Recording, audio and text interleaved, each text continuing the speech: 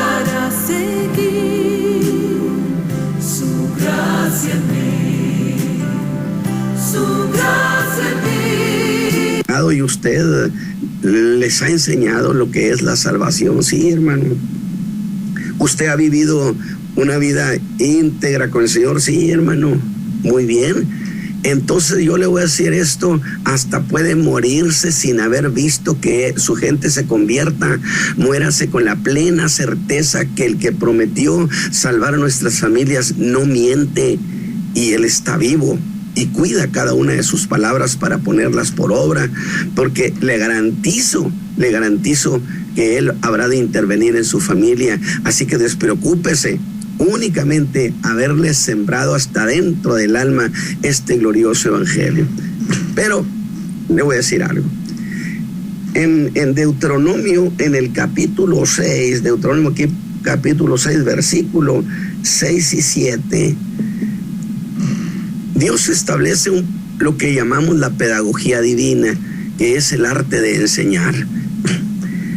Y la enseñanza se apoya mucho, o el aprendizaje se apoya precisamente en el acto repetitivo. ¿Por qué? Porque el acto repetitivo martilla poco a poco y se van quedando grabadas en el alma las cosas, clavadas en el alma. Y Dios ordenó a Moisés y le dijo: y estas palabras que yo te mando hoy estarán sobre tu corazón. Y dice bien, y las repetirás a tus hijos, y hablarás de ellas estando en casa, y andando por el camino, y al acostarte, y cuando te levantes. Es decir, a todas horas, tú díselos. Pero aquí dice a tus hijos. Pero en el capítulo 4, versículo 9, no solamente es en carácter de padre, sino también en carácter de abuelo. Por tanto, guárdate y guarda tu alma con diligencia, dice el capítulo 4, versículo 9 del Deuteronomio, que no te olvides de las cosas que tus ojos han visto, ni se aparten de tu corazón todos los días de tu vida, y enseñarlas haz a tus hijos y a los hijos de tus hijos. Estamos hablando allí del padre que enseña, de la madre que enseña, pero estamos hablando también allí del abuelo que enseña. ¿Sí usted qué alcance tiene la responsabilidad que tenemos como creyentes de garantizarle que la siguiente generación reciba un evangelio en su pureza? Porque esa es la cuestión. Nosotros tuvimos el privilegio de recibir un evangelio en toda su pureza, que nos dio salvación. Nuestra familia tiene una tradición de fe. Sin embargo, es un trabajo intenso, y dice que no solamente al hijo, sino también al nieto hay que enseñarle de tal manera que entonces la fe casera se convierte en el primer punto de apoyo para garantizar que la siguiente generación, yo decía, porque nuestra generación recibió un evangelio en su pureza, y nosotros tenemos la obligación generacional de garantizar que la siguiente generación reciba un evangelio en su pureza. ¿O qué le vamos a entregar? ¿Un evangelio ya hecho pedazos, distorsionado? Yo creo que entonces la responsabilidad es bastante grave. Y cuando estoy diciendo o citando este caso de las palabras que Dios le dijo a Moisés, de el padre, pero también el abuelo, mire usted, viene a mi mente, por supuesto, el caso de Timoteo, donde Pablo le dijo que no solamente su madre, sino que su abuela también lo había formado en la fe hacia Dios, de tal manera que había sido una labor de madre, de abuela. Es decir, esas generaciones que rodean al muchacho estaban involucradas, preocupadas en hacer que entrara a ellos el conocimiento de la fe. Desde luego que eso tiene un costo de trabajo, donde es dedicación, y muchas veces los hermanos llegan a pensar, bueno, es que yo estoy sumamente ocupado, y al chamaco mejor le ponen un videojuego, le ponen algo para que se entretenga, para que no esté dando lata, cuando que es una obligación establecida por Dios. Si queremos que los nuestros vuelvan al camino, entonces tenemos que empezar con los nuestros, reenseñándoles esta fe preciosa que fue abandonada. De tal manera que ese es por un lado. Y la segunda cuestión es que yo quiero decir lo siguiente. Nuestra familia ciertamente tiene una tradición de fe. Estamos arraigados en ella. Y hemos dicho que, y lo dije, que nuestras gentes fueron de aquí de México hacia los Estados Unidos esperando traerse dólares. Y muchos de ellos regresaron sin $1 en la bolsa, pero tenían a Cristo en el corazón, traían a Cristo metido en el alma. Y usted no tiene idea de la alegría con la que regresaban a sus pueblos, a sus ranchos, a muchos lugares. Y entonces nacieron iglesias por todo el país.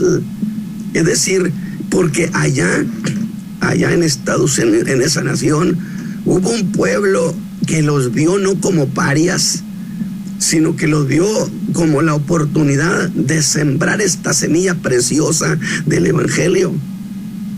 Y yo quiero hacer esta puntualización por ese aspecto, por esa historia.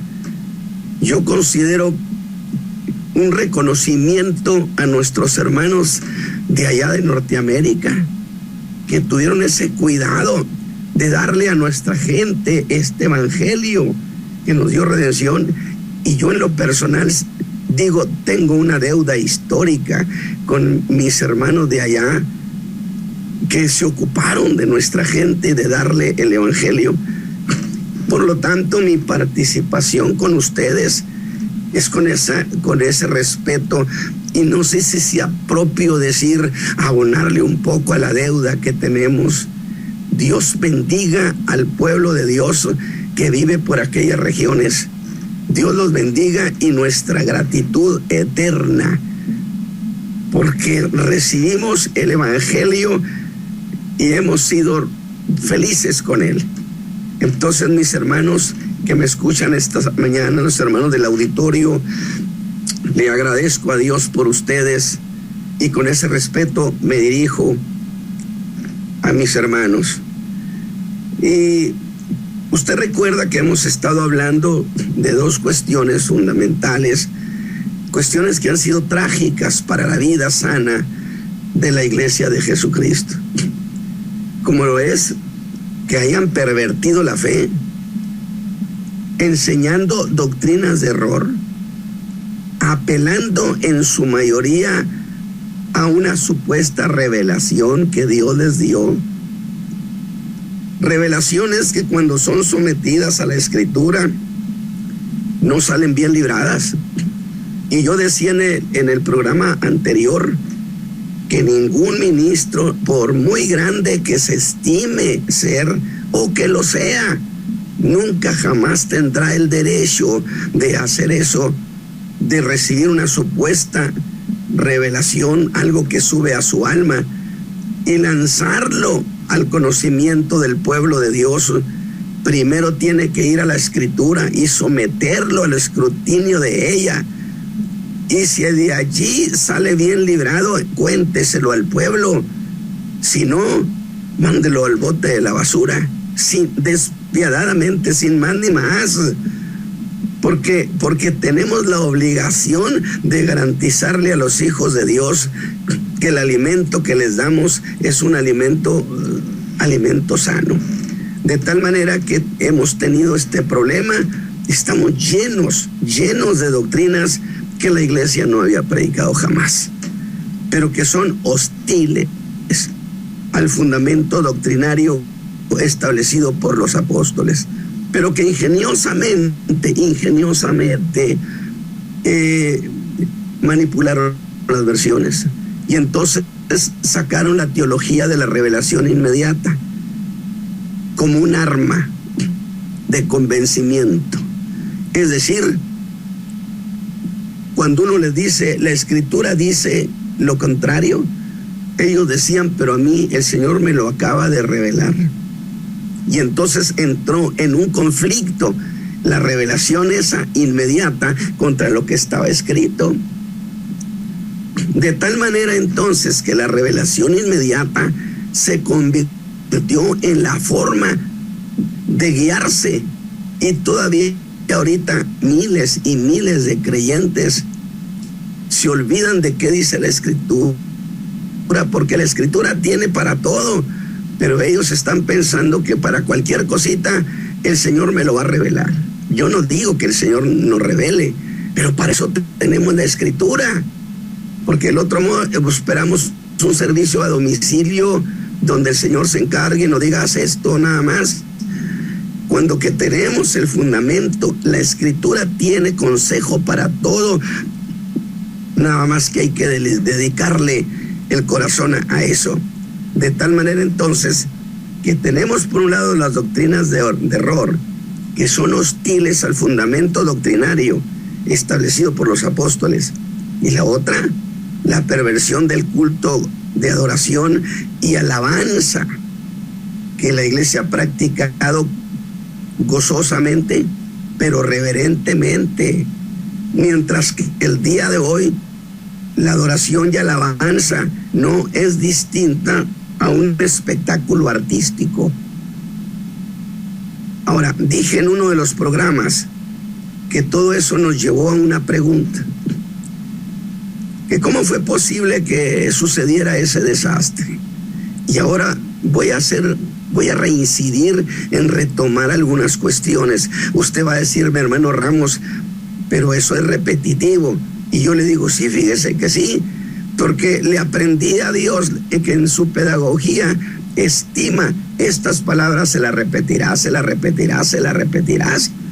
porque hay que asegurarnos, y le voy a decir esto a mis hermanos, nunca piense que usted ha dicho demasiadas veces una cuestión de fe como para que usted diga que ya no es necesario decirla. Usted insista, dígalo, porque Dios estableció el acto repetitivo, que es un acto pedagógico precioso. La pedagogía enseña eso, que la repetición tiene dos funciones. Una, fíjese bien, una que corrige las falsas concepciones. Es decir, cuando repiten las cosas, usted dice, ahora sí la entendí, lo había entendido de esta otra manera. Entonces, primero que nada, corrige las falsas concepciones. Y segundo, afirma las verdaderas, dice la pedagogía, que significa que usted vuelve a oír y dice, ahora lo entiendo mejor. Entonces tenemos razones establecidas por Dios, de tal manera que yo siempre me excuso y digo, bueno, es que Dios inventó la pedagogía divina y ni modo, inventó el acto repetitivo, y yo soy repetitivo porque es el fruto que eso produce.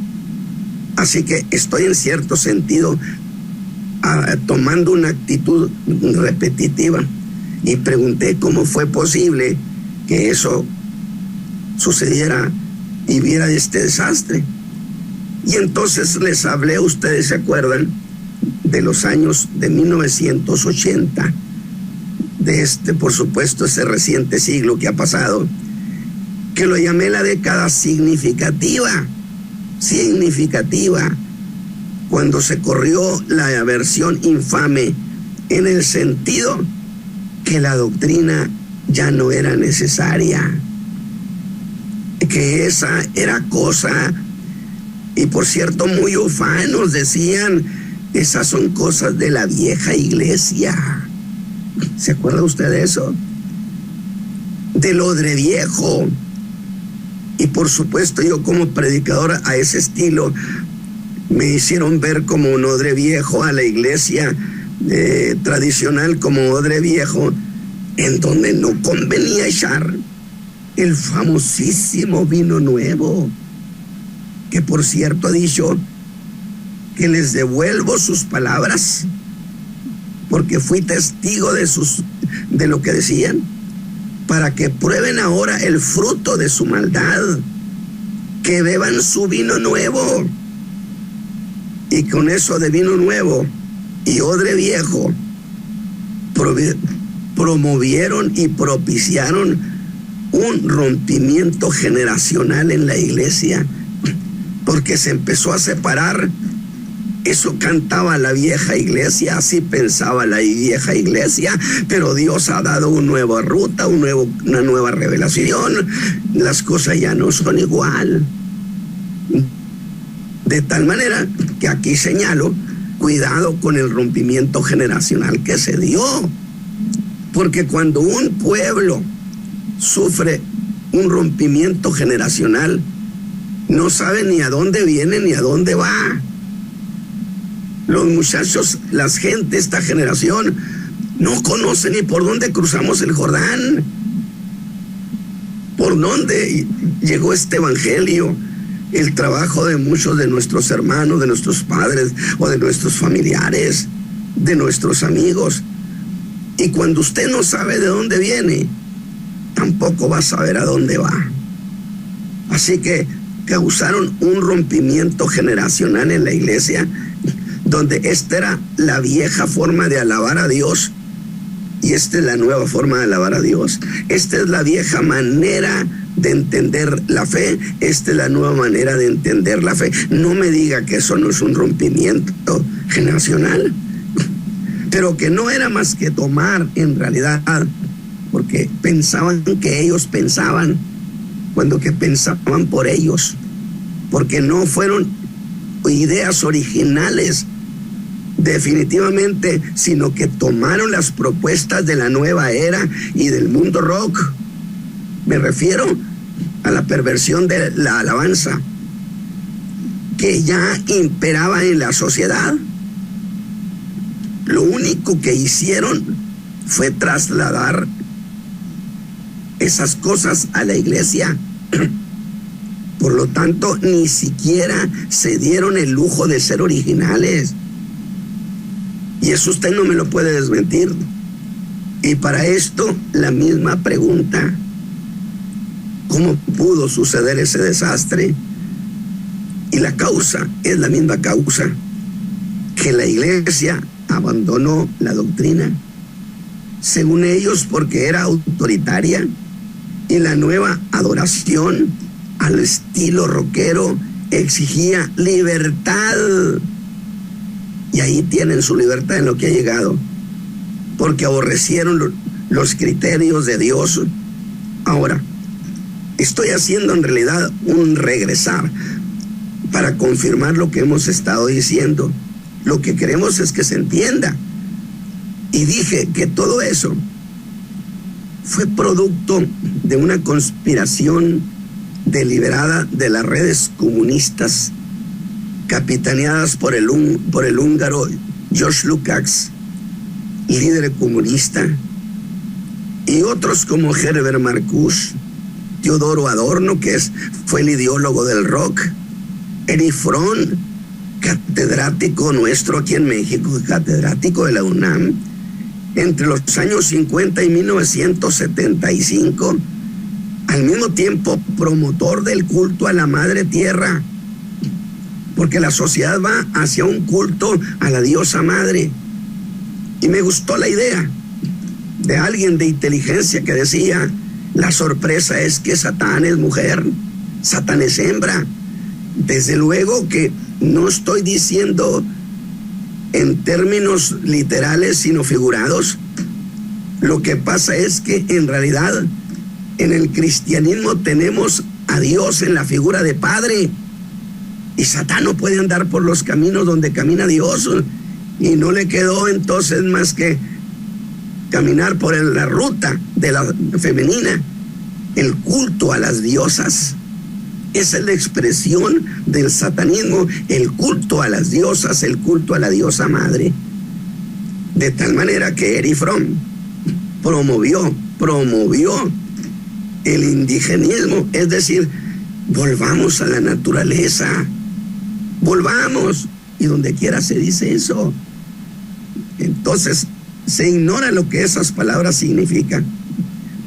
De tal manera que también Max Horkheimer, esos 5 jinetes del Apocalipsis que dije, que diseñaron como producto terminado la teoría de la personalidad autoritaria, que Dios era autoritario, que la Biblia era autoritaria, y cuando se dice la Biblia es autoritaria, el golpe va contra la doctrina, cuando que la doctrina son los criterios divinos, los criterios de Dios, que luego se hizo materia académica. Lo estoy regresando de manera deliberada.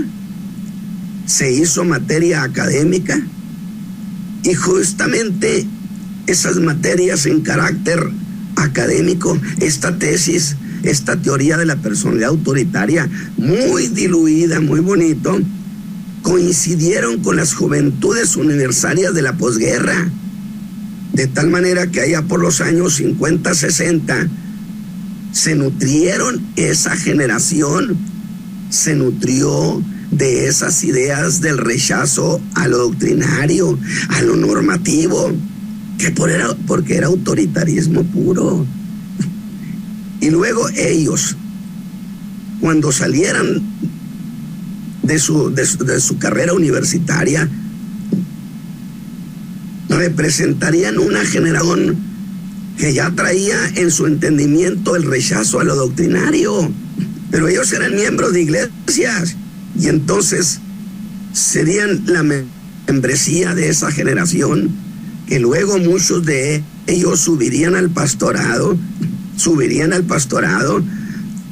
y llegarían a sus iglesias justamente con la intención de aflojar lo que ellos decían la tiranía de lo normativo y de lo doctrinario, que porque eso era mantener a la gente en esclavitud. Claro que esto gustó a mucha gente. Oiga, sí es cierto, los viejos pastores son una lata, definitivamente. Y en cambio acá tenemos libertad, no son exigentes. Y luego en los diversos liderazgos subieron también esa generación. Así que yo digo, miren, la tierra estaba preparada, la materia prima estaba lista para los cambios que se dieron. Y aquí hago un alto. Y les recuerdo que el último tema del que hablé el viernes pasado fue el de las neoiglesias. Cuando hablo de las neoiglesias, nuevas iglesias, que fueron un fenómeno,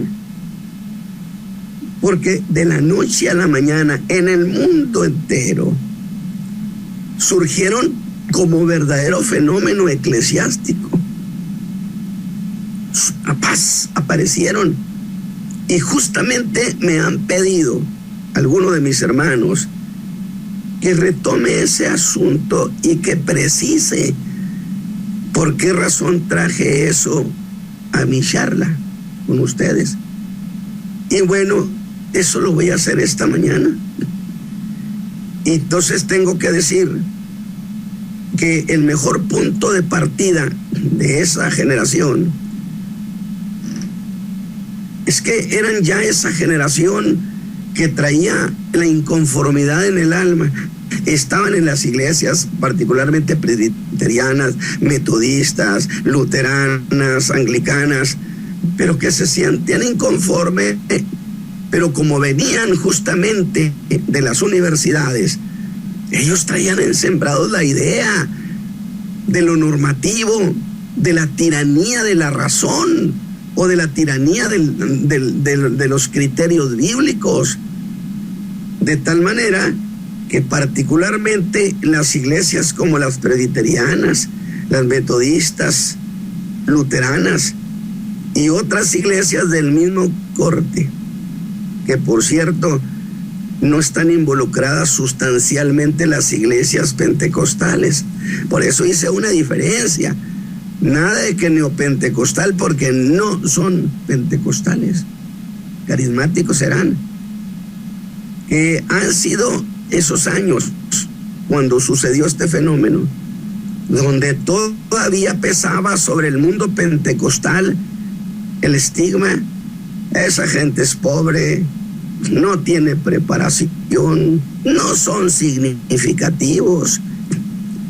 Y de tal manera que esas iglesias no se formaron, porque no se formaron como producto de evangelizar, de trabajar, de levantar la obra. No. Ellos llegaron anunciándose y véngase todo el mundo para acá.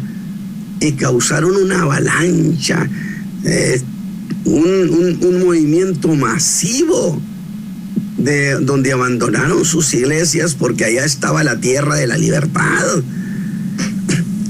Ahora, debo decir en favor de la iglesia pentecostal, esa iglesia estigmatizada, que las generaciones han llegado y que ahora tenemos muchos profesionistas, académicos, ejecutivos, empresarios. Pero este tipo de neoiglesia, porque tiene que haber una razón por la cual ahí es significativa, tiene la característica de que surgieron de la noche a la mañana y no como resultado del evangelismo, y no surgieron en un solo lugar, en un solo país, surgieron prácticamente en todo el mundo.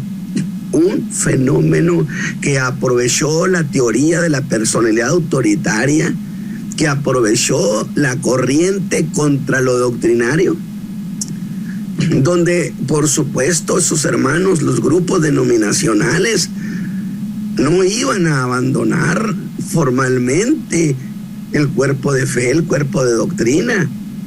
Y entonces invitaba a eso precisamente a que hicieran un abandono. Pues salte de allí, acá esto está tremendo, acá no hay tanta cosa y tanta exigencia y restricción, te dejan ser. Que no me diga que no es el lenguaje contemporáneo del déjalo ser. Que por cierto, yo dije, cuando alguien me comentó, es que las denominaciones son un problema, déjeme decirle esto. Es cierto que las denominaciones como tales tendrán su problemática. Sin embargo, las denominaciones fueron muy cerradas. Es decir, no le permitían el acceso a nadie.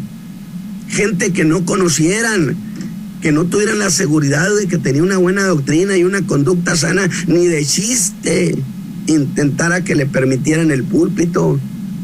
Y todo ese tiempo en que los grupos denominacionales fueron tan restringidos, todo ese tiempo, curiosamente la doctrina se conservó. Pero cuando llegó aquello de la coinonía, el todo con todo y juntémonos todos y abracémonos todos, se hizo una revoltura y empezó el colapso también de la enseñanza y la doctrina. O sea, Dios bendiga a los grupos denominacionales que por tantos años mantuvieron constante la fe. Que ahora yo no meto mis manos, pero entiendo lo que fueron, lo que significaron para el cuerpo de Cristo, de tal manera que esa generación tenía molestia, y originalmente con lo familiar, porque eran las juventudes que se habían sentido inconformes con la vida de casa. Y cuidado cuando eso sucede. Y entonces los nutren de este ingrediente, de este virus tan peligroso.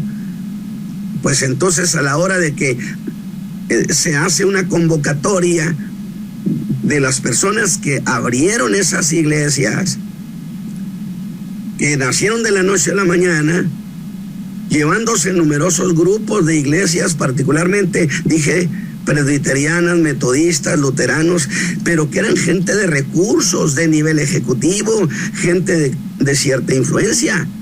Y a raíz de esa posición, no solo numérica, sino económica, escúcheme bien, y aquí es donde está el problema, viéndose en grandes, viéndose como los afortunados, volteaban a ver a las demás iglesias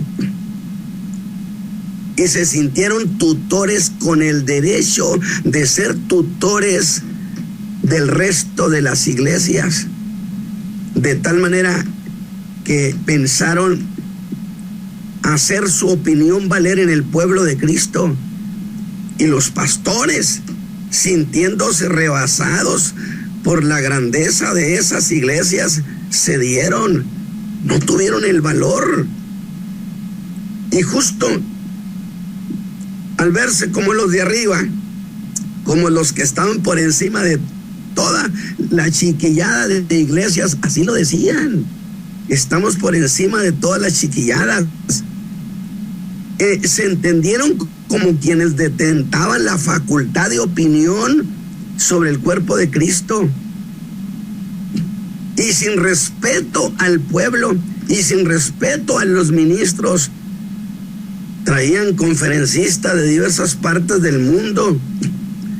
Y claro, los creyentes tenían hambre porque sus pastores habían abandonado la enseñanza de la doctrina. La gente estaba anémica, y ante la esperanza de buen alimento corrían a esos seminarios y se quedaban allá, y una buena parte regresaban, pero con sus almas dañadas, porque jamás le garantizaban al pueblo de Dios que los que venían eran gente que tenía una sana doctrina o una buena conducta, de tal manera que se vieron incluso, igual que estos otros, como exclusivos de las revelaciones, y hacían valer lo que ellos afirmaban eran las revelaciones de Dios, de tal manera que este fenómeno eclesiástico de las neoiglesias causaron este problema tan grave en las cuestiones de la fe,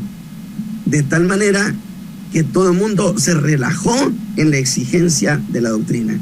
Eso es lo que yo estoy puntualizando con estas iglesias neopentecostales, que fueron tan grandes, se vieron tan grandes, se sintieron tan grandes, que entonces pensaron que tenían el derecho de marcar la opinión y el criterio hacia el resto de sus hermanitos, ¿sí?, que no eran significativos.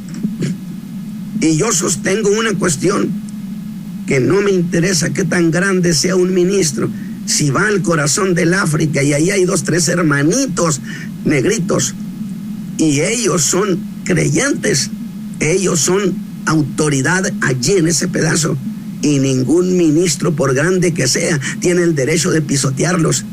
Y que ellos, si se sienten ofendidos y agraviados, ese hombre se viene a América y sigue siendo tan grande. Discúlpeme, la Biblia dice: lo que se liga en la tierra se liga en el cielo. Ese hombre, por grande que sea, tendría que regresar al África para pedirle perdón a sus hermanos y arreglar cuentas, porque del otro modo medio mundo haría lo que quisiera en el cuerpo de Cristo.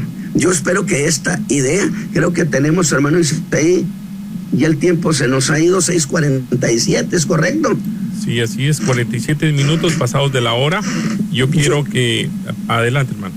No, entonces, ¿qué le parece? Solamente quise retocar este punto porque me pidieron, no nos queda claro cuál fue el problema. Y entonces tomé esa atribución de repasar esto, porque además la Escritura enseña que son cosas que se deben repetir. Hermano Isaí, tiene usted la palabra. Amén. Regresando a los fundamentos establecidos por los apóstoles y profetas, siendo la principal piedra del ángulo nuestro Señor Jesucristo. No cabe duda que el día de hoy se ha trastornado por los últimos años este evangelio.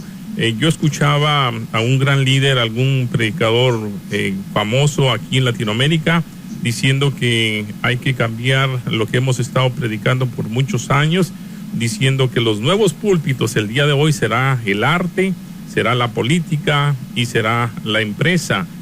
Jamás en la Escritura yo he escuchado esto, no lo he visto escrito, por lo tanto no cabe duda que es el neopentecostal. El pentecostalismo nació, la iglesia del Pentecostés nació, y en aquel día cuando estaban todos reunidos, ahí la iglesia comenzó, y hasta el día de hoy sigue una iglesia aún firme en esta misma palabra. Ya cuando vemos doctrinas que están cambiando, la doctrina, los pensamientos, las ideas de Dios que están escritos, cambiarlos por un arte, por una empresa, por una política, yo creo que se torció bastante. La iglesia perdió rumbo allí. Perdió rumbo, correcto. Absolutamente.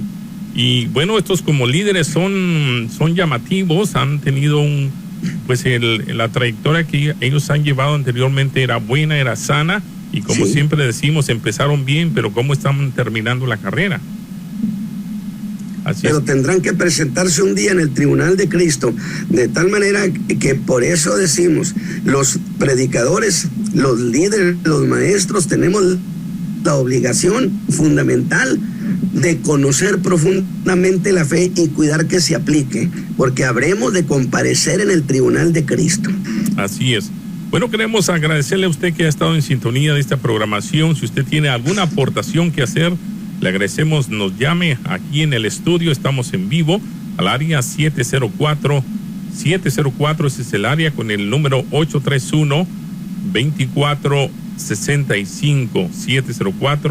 704-831-2465. Volviendo a la senda antigua, no cabe duda que hay personas que no hemos dejado aún lo que hemos aprendido, y no lo dejaremos porque esta es palabra del Señor. Agradecemos a todos los que están en el internet. También hay personas de la Argentina, están de Monterrey, de Texas, de Apodaca, de Nuevo México, de San Nicolás. Tenemos gente de Nuevo León, también gente del Reino Unido, ahí en Telford, también de la ciudad de Greensboro. Muy buenos días, adelante. Amén, hermano, gracias por la enseñanza. Bendito sea el Señor, que todavía hay ministros que aman al Señor. Yo creo, mi hermano, que todo esto ha venido siendo consecuencia de un manoseo espiritual, de un manoseo que se le ha dado a la iglesia de Cristo. Es tan lamentable ver cómo todos los desastres que se ha hecho. Yo estoy de acuerdo con el hermano. Mira, hermano, yo me amo las reuniones familiares. Yo le decía a mi nuera en una ocasión, hija, si nosotros como padres, ahora como dijo el hermano, como abuelos, nosotros estuviésemos instruyendo a nuestros hijos en casa, no tendríamos necesidad nosotros de andar predicando el evangelio, porque cada uno de nosotros seríamos responsables como padres, como abuelos de lo que el Señor nos ha entregado. Yo alabo a mi Señor porque ahora entiendo y digo, Señor, gracias porque no me ha dejado salirme de la senda antigua. Yo conocí el evangelio puro, yo conocí el evangelio de Jesucristo. Su palabra del Señor dice que aquel que ha nacido de nuevo, mi hermano, oye la voz de su Señor y la escucha y lo entiende en el alma. Ha habido un manoseo tan tremendo, ha habido tanta perversión en el ser humano. La palabra sigue siendo pura. Mi Dios vino, la misma palabra vino de la boca de mi Dios, y su palabra dice, si entresacaras lo precioso de lo vil, serás como mi boca. Bendito sea el Señor por la palabra. Alabo la misericordia del Señor, mi hermano. Como dice su palabra, así estar duro y duro como martillo que quebranta la piedra, y es lo que Radio Adoración está haciendo.